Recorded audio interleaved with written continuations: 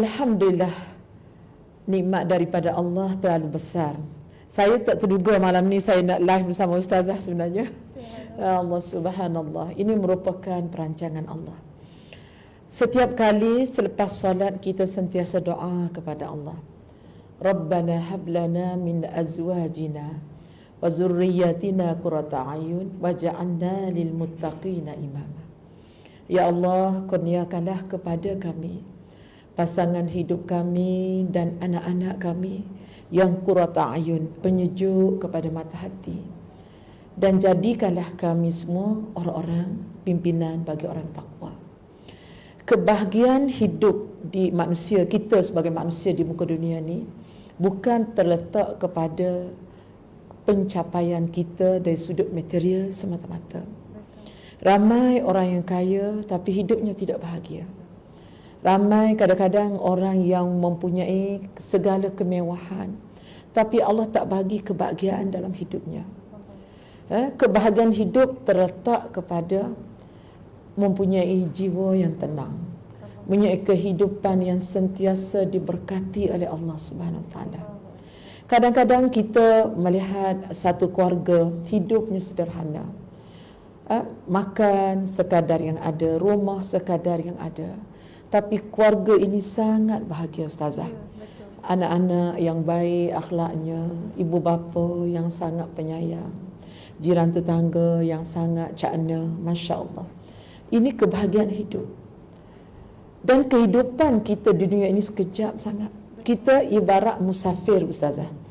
Macam saya dalam perjalanan pergi ke program di Johor, program kementerian, sehingga sekejap di tempat Ustazah ni, dan saya akan teruskan perjalanan. Begitulah ibarat kehidupan kita di muka dunia. Kita datang daripada Allah dan kita semua akan kembali kepada Allah. Hidup ini ibarat musafir sekejap sangat. Betapa ruginya kehidupan yang sekejap ini kita tidak isi dengan kebaikan.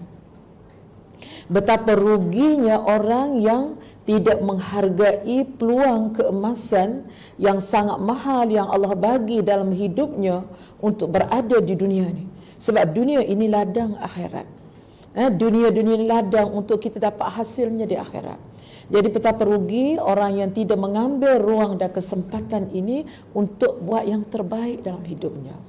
Kalau dia menjadi seorang ibu, jadilah seorang ibu yang terbaik. Kalau jadi seorang isteri, jadilah seorang isteri yang terbaik. Kalau jadi anak, jadilah anak yang terbaik kepada ibu bapa. Sebab kita hanya diberi peluang sekejap dan kita semua akan kembali kepada Allah.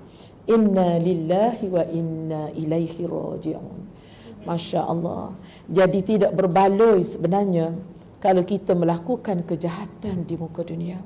Sebab itulah saya kadang-kadang sebab melihat apabila ada anak-anak muda yang sanggup merugikan hidupnya dengan mensia-siakan masa mudanya dengan perkara yang tidak berfaedah. Sedangkan Nabi SAW sentiasa berpesan kepada kita supaya menghargai 5 masa sebelum datangnya 5 masa. Ambillah peluang masa muda sebelum datangnya tua. Ambillah peluang masa sehat sebelum datangnya sakit.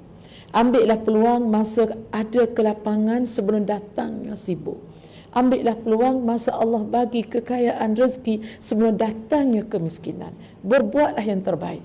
Dan ambillah peluang masa hidup sebelum saat datangnya kematian. Jadi sebab itulah jangan kita lalai, hidup ni sekejap. Hidup ni ada sementara. Jadi bagi orang yang bijak, orang yang sentiasa menghargai hidupnya, yang sentiasa bersiap bukan semata-mata untuk mencapai kemenangan di dunia, tetapi yang paling besar kemenangan apabila kita kembali kepada Allah Subhanahu Wa Taala. Jadi sebab itulah jadilah kita orang yang sentiasa hargai masa kita, hargai nikmat yang Allah bagi kepada kita. Hendaklah kita bersungguh-sungguh untuk menjadi hamba Allah yang terbaik dengan ruang yang Allah bagi kepada kita, dan hendaklah kita sentiasa berbuat baik dalam apa jua keadaan. InsyaAllah kita jadilah orang yang bersyukur dan jadilah orang yang sentiasa sabar dalam apa jua ujian. Jadi itu sebagai satu mukadimah Ustazah, bagaimana untuk kita menjadi insan yang baik di sisi Allah. perlu kepada keikhlasan, kesungguhan dan petunjuk daripada Allah Subhanahu Wa Taala. Wallahu a'lam.